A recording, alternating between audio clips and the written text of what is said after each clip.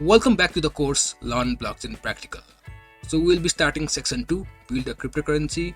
Here we'll be using the general blockchain that we have created in the section 1 to build the cryptocurrency. First, let's install the required libraries. Go to the terminal and activate your partial environment.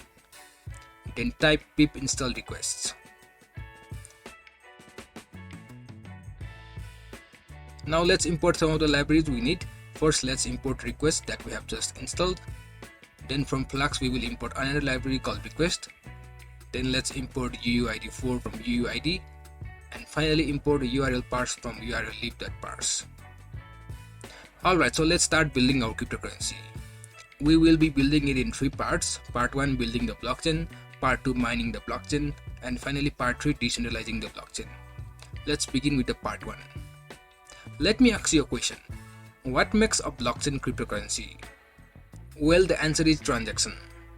The principle of a cryptocurrency is that we must be able to exchange these cryptocurrencies through transactions. So let's implement transactions. You must know, if you have watched Learn Blockchain course, that the transactions don't exist in the block at start. First, the transactions occur, which are then stored in the mempool, and then the miners pick the transaction from the mempool, add them to a block, and finally mine that block and add it to the blockchain.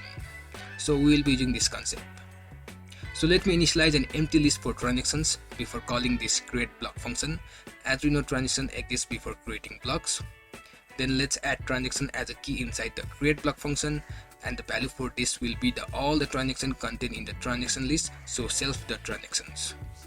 And as I have said earlier, once all the transactions inside the list are added to a block, they need to be removed from the list like the mempool. You can consider this transaction list as mempool here.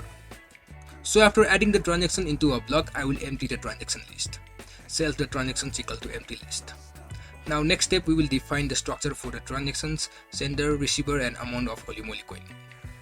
For that, let's define a new function below, def add transaction, which will take arguments as self, sender, receiver, and amount of Holy Moly coin.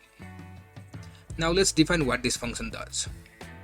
Here we will append a new transaction to our transaction list, self the transactions.append, and we will pass the dictionary with the above 3 keys, sender, receiver, and amount. And the value for these keys, we will get them as arguments. Then we need to return the index of the new block where these transactions are gonna go.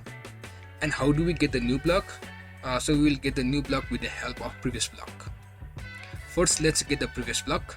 Previous block equal to self.getPreviousBlock, since we already have this function. Now we can return the index of new block using the previous block index.